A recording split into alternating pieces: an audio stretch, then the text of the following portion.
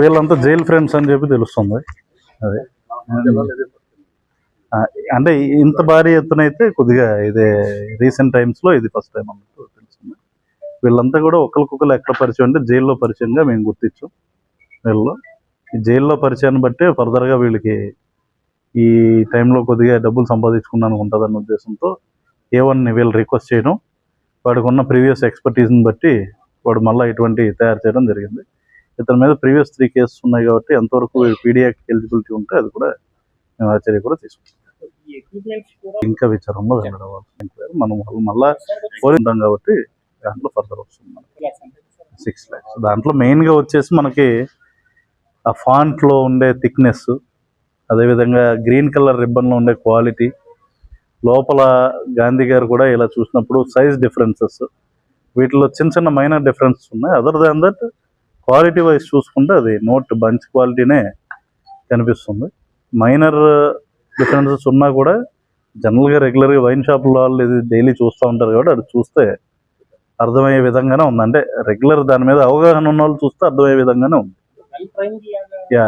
కొంచెం వీళ్ళు అంటే A1 can be considered as expert in this. ఎందుకంటే ఆల్రెడీ 3 కేసెస్ ఉన్నాయి అతని మీద. 2018 ఫేక్ కరెన్సీ కేసెస్ 3, గంజాయి కేసు 1, NDPS కేసు 1 నుండి తీసుకొచ్చింది కాదు. ఇది మెయిన్లీ మన దగ్గర ఉన్న హై క్వాలిటీ A4 పేపర్స్. వాటిని ఏమైనా ప్రింటింగ్ బట్టి మీకు అట్లా కనపడుతుంది.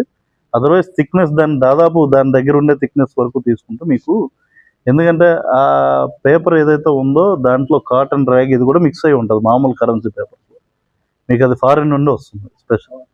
సో ఇది అట్లా కాకుండా సిమిలర్ థిక్నెస్కి దగ్గరగా ఉండే A4 పేపర్స్ వీళ్ళు ఎంచుకున్నారు హై క్వాలిటీ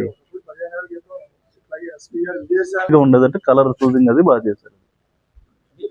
అయితే పర్టికులర్గా సంక్రాంతి సందర్భంగా చలామణి చేసేదానికి తెచ్చుకున్నారు యాజ్ ఆఫ్ నో మనకున్న ప్రిలిమినరీ ఇన్ఫర్మేషన్ బట్టి. బట్ ఫర్దర్గా ఇంకా ఎక్కువ తెలిసినట్టయితే వాళ్ళని definitely we will tell those details so that public కూడా కొద్దిగా అవేర్నెస్ వస్తుంది, ఎలాంటి చోట్ల తెలుస్తుంది ఏంటన్నది. ఒకసారి వీల్ డూ దట్.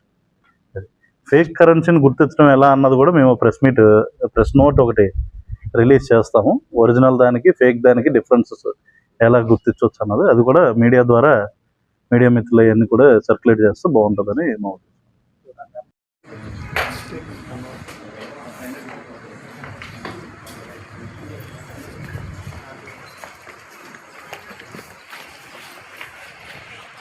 ఉద్దేశం.